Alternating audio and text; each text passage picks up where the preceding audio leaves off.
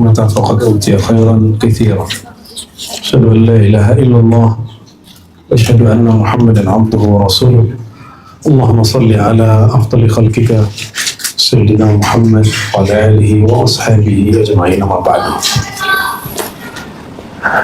Insyaallah sore ini setelah kita timbang-timbang ternyata kitab Izalatus Syubhat terlalu berat ya. Jadi kita ganti kitab yang lebih ringan nanti di sesi 2, yaitu Bustanul Arifin karya Imam An-Nawawi. Dan semuanya kita alhamdulillah ada sanad ijazahnya dari masyayikh ya.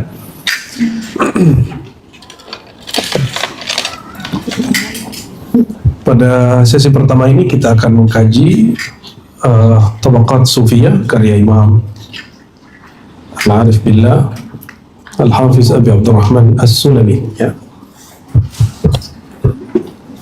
Kita sampai di ujung kalamnya Seri Sakti ya.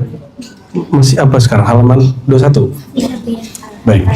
Lawahin Nabi sallallahu alaihi wasallam wali al-Imam Al-Hafiz Abi Abdurrahman As-Sulami wali jami' awliya'illahi ta'ala al-maktub asma'uhum fi hadha al-kitab al-Fatiha. Bismillahirrahmanirrahim.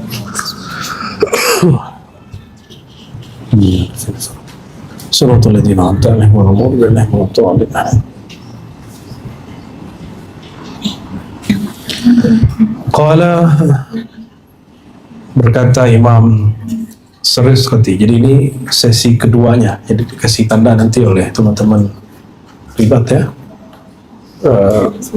Sesilah Sariskati tapi volume kedua ya. Beliau wafat 253, masih ingat? 3 tahun lebih awal dari Imam Bukhari, jadi ada orang semasa. Maka termasuk Imam Salafus Saleh. Jadi kita nggak usah ngaku-ngaku Salafi, Salaf, manhaj kita Salaf, cukup kita pelajari kalam-kalam mereka, manhaj mereka. Syukur-syukur Allah izinkan kita mengamalkan hikmah-hikmah yang diturunkan ke mereka. Qala ahsanul asya khamsah. Kalau ditanya berkaitan dengan kehambaan, ada 5 hal yang terbaik. Jadi 5 hal yang terbaik pada manusia. Berarti kalau 5 hal ini ada, itu orang terbaik. Mau cari orang terbaik, ada 5 indikator dalam dirinya. Al-awwal, yang pertama, al-buka ala dzunub. Dia menangisi dosanya, dia menyesali dosanya. Kita kalau istighfar bisa nangis karena istighfarnya bersanad. Kalau istighfarnya tidak bersanad, bersilsilah, nggak nangis. Nangisnya kalau hidupnya susah. Ya, karena pernah melihat orang susah nangis, dia kemudian juga kalau ada orang susah dia nangis. Namun tangis yang paling baik itu menangisi dosa. Apa yang ditingisi dari dosa? Pertama, jangan langsung ke siksa, enggak. Dosa itu bentuk dari pertama kealpaan, yang kedua kedurhakaan. Yang mana? Kita dosa itu karena durhaka atau karena kita alpa? Yang mana? Apa dua-duanya? Kalau kedurhakaan itu dosa besar. Kalau kealpaan dia jatuhnya kecil. Tapi kita menikmati dosa kok ya. Kalau kita menikmati dosa, maka kita menangisi, wahai diriku, kenapa engkau menikmati apa yang Allah murkai? Itu yang ditangisi. Ya. Nah, kalau ini sudah ada pada diri seseorang, insya Allah sayakunu min khairin nas, dia akan menjadi orang-orang terbaik. Insya Allah. Ini suara yang kecil apa volumenya kecil? Nah, coba gede lagi. Volumenya gede. Dua-duanya, kiri kanannya. Yang kedua, islahul uyub. Memperbaiki aib. Baik aib diri ataupun aib orang lain. Kalau orang ingin memperbaiki aib bangsanya, aib pemimpinnya, aib kaumnya, aib sukunya, aib partainya, aib torikotnya, dia harus mulai dari aib dirinya. Hari ini banyak pengamat aib. Ya, pengamat aib. Cuma karena presidennya jenderal, nggak berani dia beraninya mewakil presiden. Ya, dia lupa bahwa setiap kita ini punya aib. Jadi ada orang yang serba komentar, apapun dia komentari. Apalagi kalau sudah punya YouTube channel sendiri, tiap hari bikin live, posting aib yang menurut dia aib. Akhirnya tidak sedikit bahkan orang yang dianggap ulama termakan hoax, baru dengar langsung sampai, nggak ada filter. Nah, kita sudah menyaksikan itu. Itu tanda matinya basirah. Sibuk dengan aib orang, lupa dengan aib diri. Kita kalau memperbaiki negara, diri dulu, kita dulu dibenerin, jangan orang dulu dibenerin. Ya, itu islahul uyub ya. Jadi ciri-ciri orang terbaik, dia memperbaiki aib dirinya dulu, baru memperbaiki aib orang lain. Aib itu bisa berarti kesalahan atau kekurangan. Adakah di antara kita yang tidak punya kekurangan? Kan nggak ada. Kalau orang sadar ini, sempatkah dia membahas aib orang? Dia nggak sempat. Oleh karenanya, saya menuntut diri saya sendiri dan menuntut antum semua, udahlah jangan bicarakan aib orang lain. Gak usah komentar kalau komentarnya nggak positif. Kecuali emang tugasnya mengomentari. Penasehat, ya, pengamat yang otoritatif, yang sifatnya membangun, bukan kemudian memancing apa? Kerusuhan, ya. Itu islahul uyub. Wa ta'ati alamil ghuyub. Yang ketiga, mentaati Allah yang Maha Tahu dengan kegaiban. Apa yang disebut gaib? Apa beda gaib dengan batin? Allah itu tidak disebut al-ghaib secara umum, tapi boleh disebut namanya bersifat gaib, tapi dianya tidak gaib. Tapi nama dia huwa itu nama gaib. Boleh kita sebut kul huwallahu ahad. Huwa dia itu disebut al-ghaib al-akbar. Ya, namanya. Tapi Allahnya tidak gaib. Namanya menunjukkan sifatnya ada yang gaib akbar.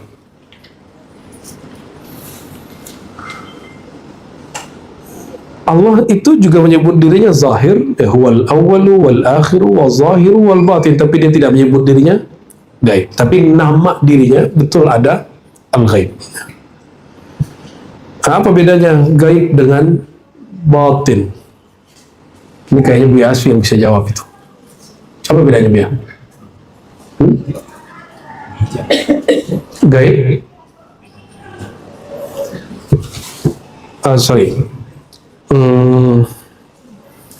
Gaib dengan tidak tampak sama nggak? Tidak tampak dengan tidak nyata beda. Zahir tidak maha nyata, batin maha tidak nyata. Berarti kebalikan tidak nyata, tersembunyi. Kalau gaib itu lawan dari hadir. Apa arti gaib? Hah? Apa arti gaib? Apa ya? Tidak terlihat. Oke. Tidak menampakkan kebenaran, keberadaannya. Oke, boleh. Tapi nama itu jadi zikir kita. Allah dari lafaz kul huwallahu ahad. Jadi kalau orang tanya apa dalil zikir surat Al-Ikhlas. Surat dibid'ahkan Ustaz Fulan, itu urusan dia. Ya, kita punya sanad kepada Rasulullah bahwa zikir bagian dari zikir yang ma'thur. Karena Allah menyebut dirinya dengan Allahu la ilaha illa hu. La ilaha illallah, la ilaha illahu. Sama. Nah, ta'ati alamul ghuyub, mentaati yang maha mengetahui yang gaib. Sedangkan Allah itu sang penggaibnya, bukan dia gaib. Ya, bukan dia yang Allah nggak pernah gaib. Tapi karena dialah yang menggaibkan sesuatu, yang menyatakan sesuatu, yang menampakkan sesuatu, yang menyembunyikan sesuatu, maka dia menyebut dirinya dengan lafaz hu. Katakanlah hai Muhammad, huwa. Dialah Allah.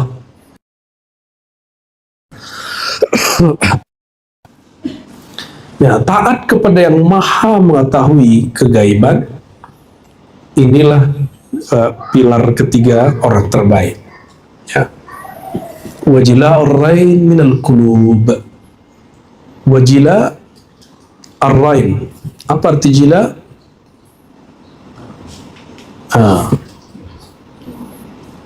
Terangnya ada noda hitam dari kolbu. Maksudnya membersihkan noda hitam dari kolbu, gitu maksudnya. Ijla lebih tepat dia. Ya. Menerangkan kolbu dari noda. Menerangkan kolbu dari noda. Noda-noda kolbu, penyakit kolbu, syirik khafi. Syirik tersembunyi, berbuat karena ingin dipuji, takut dicaci. Mungkin kita tidak ingin dipuji, tapi kita hampir semuanya takut dicaci. Betul nggak?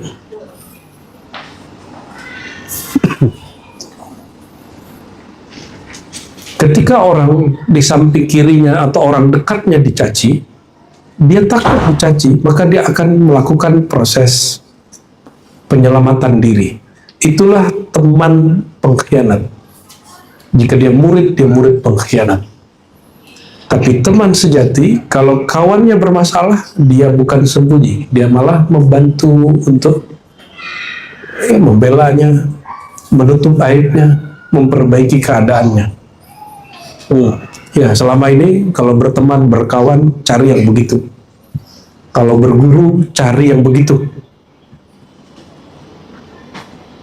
Wa alla takuna likulli ma tahwa birukub. Yang terakhir, yang kelima, engkau tidak melakukan apapun, tidak cenderung melakukan apapun yang hawa nafsumu cenderung.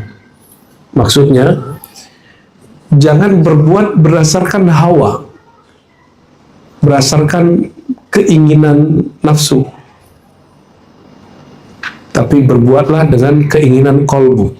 Berarti ada 5. Dan 5 ini, itulah yang ada pada seorang mursyid kamil mukammil.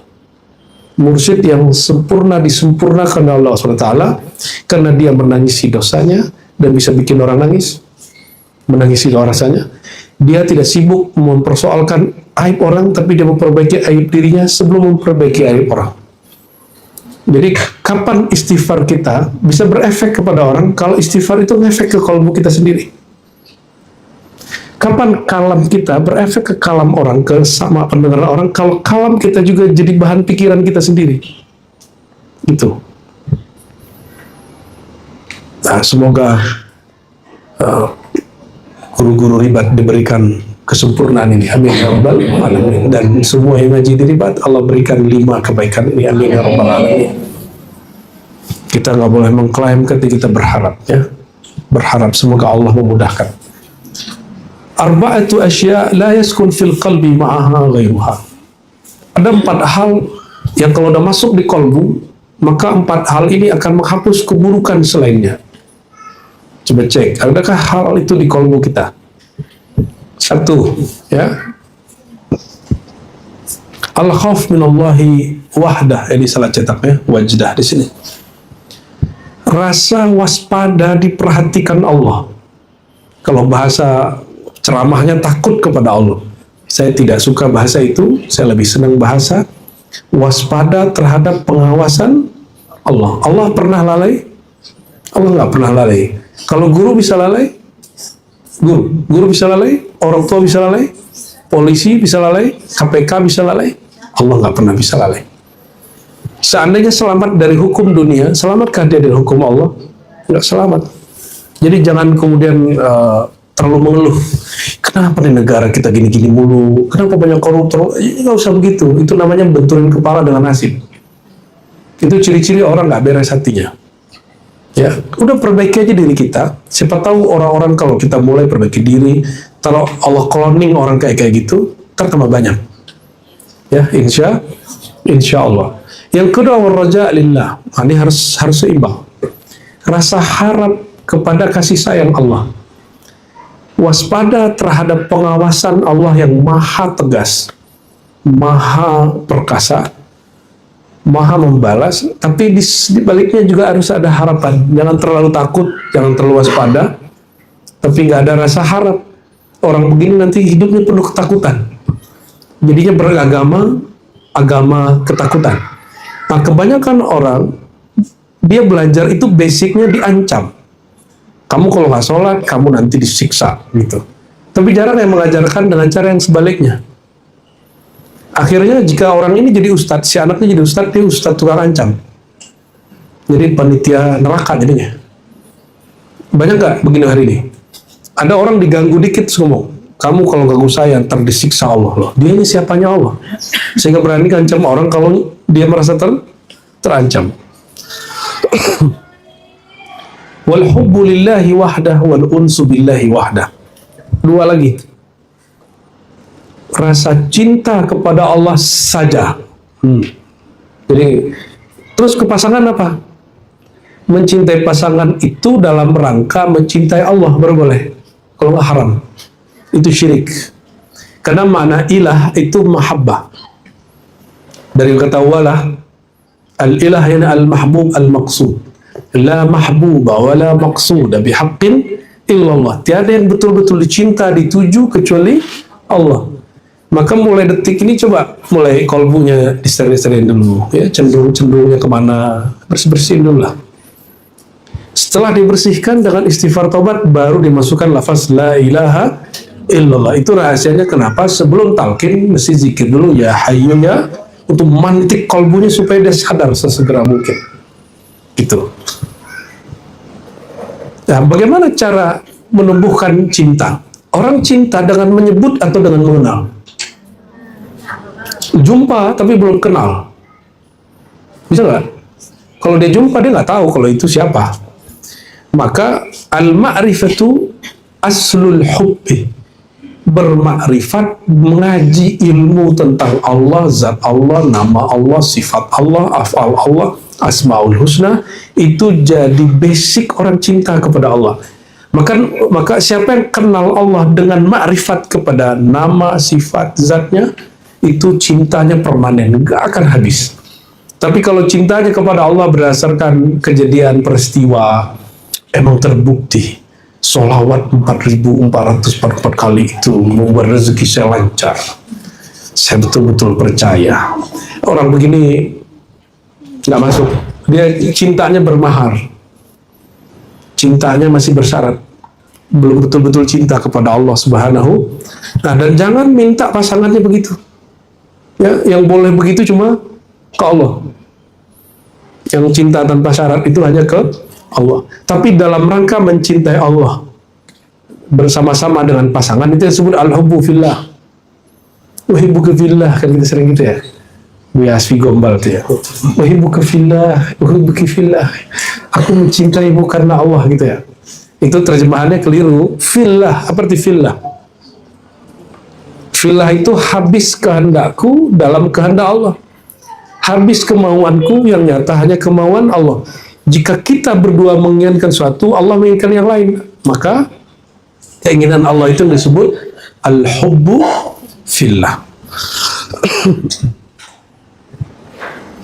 Ya, semoga semuanya diberikan rasa ini. Amin. Maharnya ma'rifat, ya, bukan banyak ibadat. Orang menyembah Allah banyak ibadat dulu baru belajar, itu nanti ibadahnya keputus. Tapi kalau bertarikatnya, bertuhannya, beragamanya dimulai dari ilmu, nanti ibadahnya permanen sampai akhir. Itu yang disebut istiqomah. Jadi mau istiqomah? Kalau mau istiqomah, beragama itu dimulai dari ilmu, ngaji. Makanya kita sebutkan dari awal, tariqatuna al-ilmu wa ta'allumu wa ta'lim. Tariqat kita ngaji. Ngaji itu belajar, transfer knowledge. Maka semua majelis di kita pakai kitab, benar nggak? Semuanya pakai kitab. Ini insya Allah bocoran.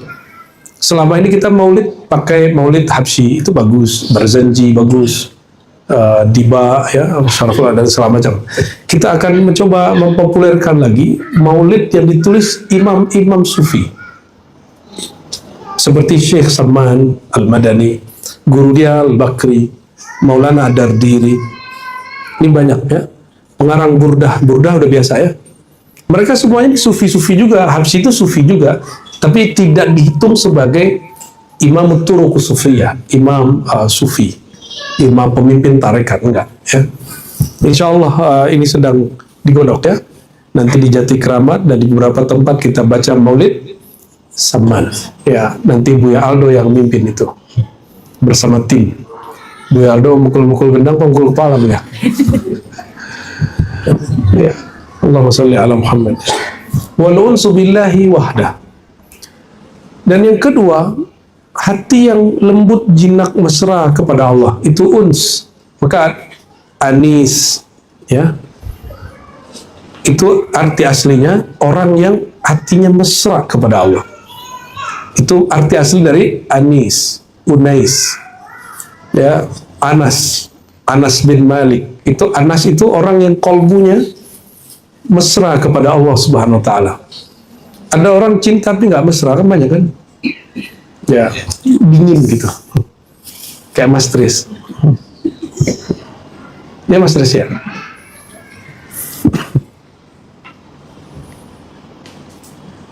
Kalau Superman nggak ada, tapi Coldman ada ya. Ada kan orang cowok-cowok dingin tuh banyak tapi gelora di hatinya besar ya. Cintanya besar sekali. Dan itulah problemnya, hai para lelaki. Perempuan itu perlu al-uns, tapi laki-laki cukup al-hub. Itulah problemnya. Laki-laki itu wah cinta udah cukup. Tapi kalau perempuan nggak cukup, dia mesti al-uns. Karena al-hub itu jalal, lebih dominan daripada jamal. Jadi ketegasannya lebih jelas daripada jamalnya. Jamal itu turunan yang uns ya, kemesraan kepada Allah Subhanahu wa Ta'ala ya. Kalau hemat saya saling melengkapi saja ya, nggak usah kemudian menuntut yang nggak ada di orang. Menuntut dawami mesra lah, dia punya bini aja belum.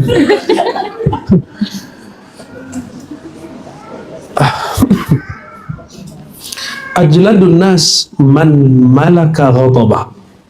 Ini hikmah ketiga. Hikmah Imam Syarius Sakti Guru Junaid Al-Baghdadi. Siapakah orang paling keren, paling hebat, paling paten? Man malaka ghadabah, yang dia marahnya tepat sasaran, sesuai, dan dia bisa kendaliin dirinya saat marah. Akalnya nggak hilang saat marah, nurnya tidak padam saat dia marah. Bisa begitu kan? Itu orang paling ajladun nas, orang paling hebat. Ya, semoga kita diberikan ini. Amin ya rabbal alamin.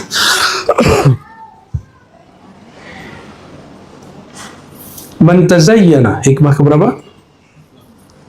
Keempat pada sore ini. Man tazayyana linnas bima laysa fihi saqtun, bima laysa fihi saqata min inillahi azza wajalla.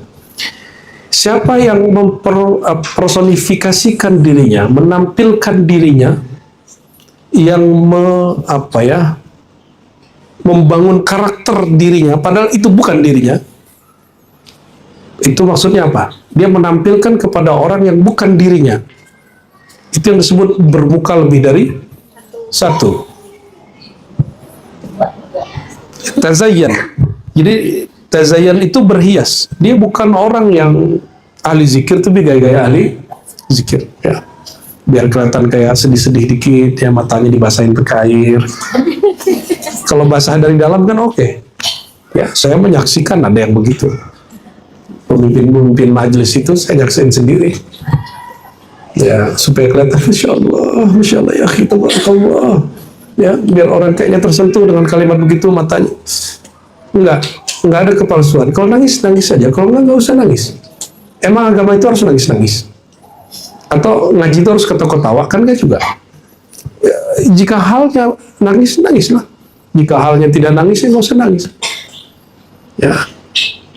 Siapa yang berhias kepada manusia, man tazayyana linnas, siapa yang menampilkan kepada makhluk yang bukan dirinya sendiri, saqata min ainillah.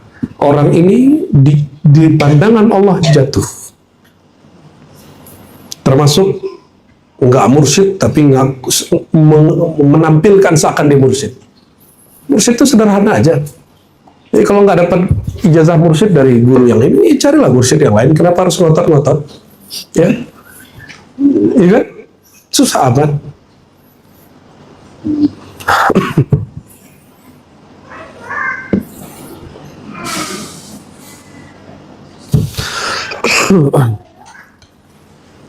Coba berarti pakai serban. Saya nih misalnya pakai serban, pakai gamis, pakai jubah luar, tasbih. Pas ngomong assalamualaikum warahmatullahi wabarakatuh. Oke. Tapi pas ngomong sebenarnya nggak ada persiapan, nggak bisa baca kitab juga, bisa baca kitab juga nggak jelas. Takjubnya hanya pada pakaian, itu enggak. Kalau orangnya sudah mulai ngomong, mulai gitu doang. Badut namanya itu. Banyak orang yang menjadi badut-badut agama. Dan itu mohon maaf terjadi, ini terjadi apa? Dia ingin orang terpana lewat penampilannya. Ini penyakit orang-orang yang muncul ke publik sebelum dirinya matang. Biasanya, mohon maaf nih ya, yang sampai di kerja dan di kita, anak kiainya meninggal, dia belum matang. Terus diminta orang, kalau nggak kamu siapa lagi, Gus, ajengan, Beb, gitu ya. Tampilannya orang, padahal ilmunya belum cukup. Yang keren itu Abah Gurus Kumpul. Apa kata Abah Gurus Kumpul kepada dua putranya? Kamu nggak boleh tampil ngajar sampai Rasulullah ngizinin. Kan ngeri itu. Sampai sekarang belum ngajar-ngajar beliau berdua itu. Putra mahkotanya Abah Guru itu keren sekali. Itu kalimat orang nggak kebayang apa yang terjadi hari ini di Pulau Jawa kebanyakan. Mati mursyid, anaknya nggak pernah ngambil zikir ke bapaknya, dia cuma ngeliatin orang zikir. Tapi diangkat sekarang jadi mursyid. Padahal bapaknya nggak pernah ngijazahin dia jadi mursyid. Dan itu penyakit. Ya, dalam ilmu ketorikotan itu jadi penyebab hancurnya torikoh. Ya, tasawuf nggak pernah hancur, torikohnya hancur. Karena tasawuf itu bab ihsan. Ihsan itu indallah. Iman, Islam, ihsan ya. Cuma torikoh hancur. Itu sebabnya ada majelis-majelis tarekat hancur, majelis-majelis zikir hancur. Karena maksain si Gus, si Ajengan, si Habib yang belum mateng naik. Ya. Maka kita kasih tahu anak-anak kita biar. Kalau kamu memang nggak punya ilmu, nggak usah jadi pelanjut. Ya. Saya ketemu banyak mursyid, jarang ngangkat anaknya. Ada satu dong angkat anaknya. Kita tanya, kok ngangkat anak Tuan Syekh? Apa jawabannya? Kalau nafsuku, keinginanku, ingin ngangkat anakku langsung. Tapi maunya Allah, maunya Rasulullah tidak.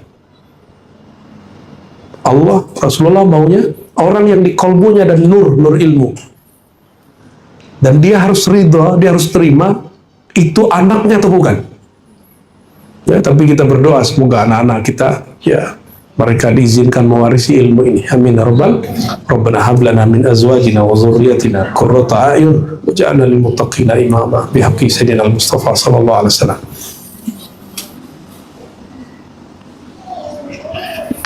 Lam yakmul, lanjut ya.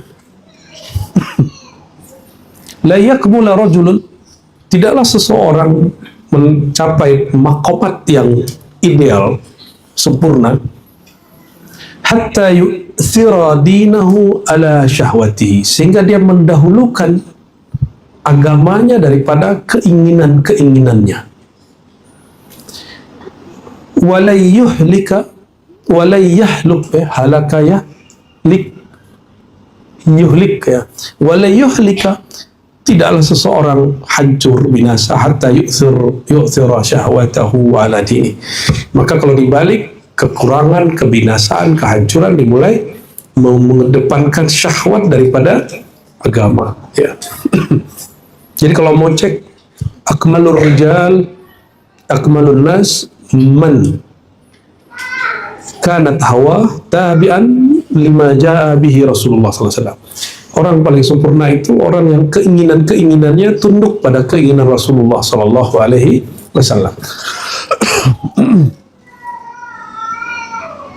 Wa qala lahu rajulun kaifa anta. Ada orang datang kepada Imam Sari Sakti terus bertanya. Apa pertanyaannya?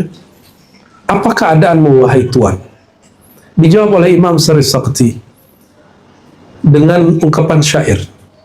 Keadaanku ada di syair ini. Man lam yabit wal hubbu hashwu fuadih lam yadri kaifa tafattatal akbad. Bantu terjemahin biar. Yang indah, biar indah. Cara terjemah yang enak. Ini pakarnya biar Asfi, ini pakar badi dan balaghah. Fadhal biar. Siapa yang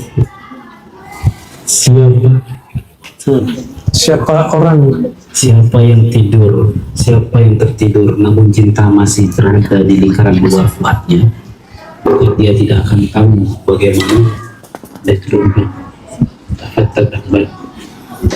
ketika liver atau limpa terbakar gitu ya. Orang yang tidur bermalam namun cinta masih masuk ke dalam dirinya, masih berada di pinggiran fuadnya, maka dia tidak akan paham, tidak akan mengerti bagaimana terbakarnya hati dan karena mencinta. Kita terjemahin bebas ya. Imam Sari Sakti didatangi seseorang dan seseorang itu adalah Nabi Khidir. Dialog dengan dia. Apa keadaanmu wahai Tuhan? Dia jawab pakai ini. Man lam yabit wal hubbu hashu fu'ali la yadri kaifa tafattatal akbar. Orang yang tidur malam hari tidak berwirid, tidak berzikir, tidak ngaji. Sedangkan cinta kepada kekasih yaitu Allah, kepada Rasulullah belum masuk ke dalam relung kalbunya, dia tidak akan mengerti bagaimanakah indahnya orang yang merindu, indahnya orang yang sedang bermunajat kepada Allah, indahnya orang yang sedang mesra-mesra dengan Rasulullah SAW. Itu maksud dia. Pergilah orang itu, Nabi Khidir itu. Hakada al-masyayikh yaltaquna bil Khadir alaihi wassalatu wassalam. Ya, jadi dan itu juga pernah terjadi pada Imam Syafi'i. Imam Syafi'i pernah datangin orang, dan itu imam yang mentaklik itu hadza Khadir alaihissalam. Maka kalaupun ada yang mengatakan Imam Bukhari tidak meyakini Nabi Khidir hidup, saya tidak sepakat dengan itu. Imam Bukhari setahu kita tidak meyakini hadis-hadis hayatul Khidir sahih. Bukan berarti tidak meyakini Nabi Khidir hidup, itu beda. Guru kami, Allah yarham, ya, Imam Besar Istiqlal yang lama, dia juga mengatakan itu, bahwa hadis tentang Nabi Khidir itu semuanya tentang hayatul Khidir dhaif, palsu. Tapi dia mengatakan saya yakin Khidir hidup. Telinga ini dengar langsung. Ya. Alhamdulillah ya, alhamdulillah. Idza ibtada, ini sebelum hikmah penutup beliau. Idza ibtada al-insanu bin nusuki thumma kutubil hadithi fatara wa idza ibtada bi kutubil hadithi thumma tanassaka nafala. Apabila seorang insan memulai beragamanya dengan ritual ya, frekuensi kualitas ibadahnya digeber terus, atau harokah-harokah pergerakannya ngejos, atau ngejos nggak? Terserah antum pergerakannya apa aja, terserah mau aswaja kayak lewat NU, Muhammadiyah, mau lewat tabligh kayak, mau lewat Ikhwani, mau lewat Hizbut Tahrir, mau lewat apalagi harokah-harokah sufiyah. Kalau dimulainya dari simbol, siap-siap nanti ada masa namanya fatara. Ini yang disebut futur. Apa arti futur? Rasanya melemah, semangatnya mulai kosong, dia mulai hambar.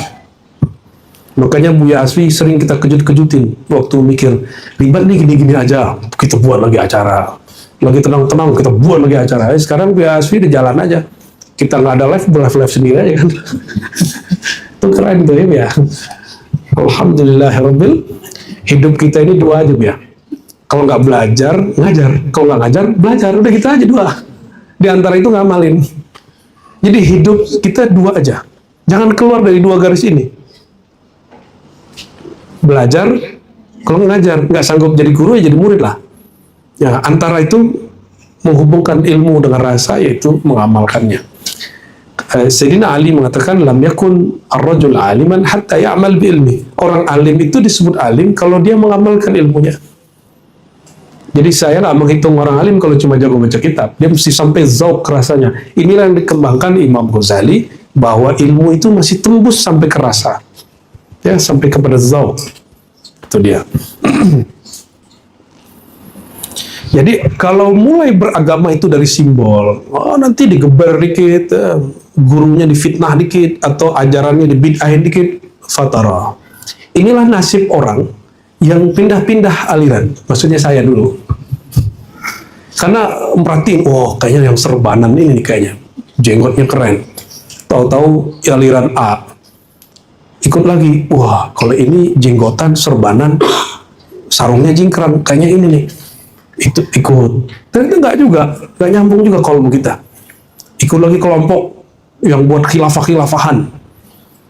Pengajian tuh pakai indeks Al-Quran, kayaknya sempurna gitu. Setelah 3 bulan, ada aja. Ya, fatara. Dia mulai futur. Mulai akan redup. Itu sebabnya di Ribat tidak memulai kajian dengan talqin. Tidak memulai pergerakan dengan bai'at, tapi memulainya bil ilmi, karena Al-Qur'annya berkalam fa'lam dulu baru annahu la ilaha, ilmu dulu baru la ilaha illallah. Jangan la ilaha illallah dulu baru ilmu. Wa idza ibtada'a bi kutubil hadis, apabila dia memulai dengan ngaji kitab, ngaji ilmu, ya, kalau di sini disimbolkan ngaji hadis. Summa tanassaka, baru dia ikut pergerakan, dia beramal, dia ikut ritual, dia ikut tawajuh, dia ikut maulid. Nafada, dia akan sampai ke ujung. Bukan fatara. Jadi beda futur dengan nafaz. Nufuz adalah nufuz, pizza, itu dia selesai. Dia akan khatam. Ya.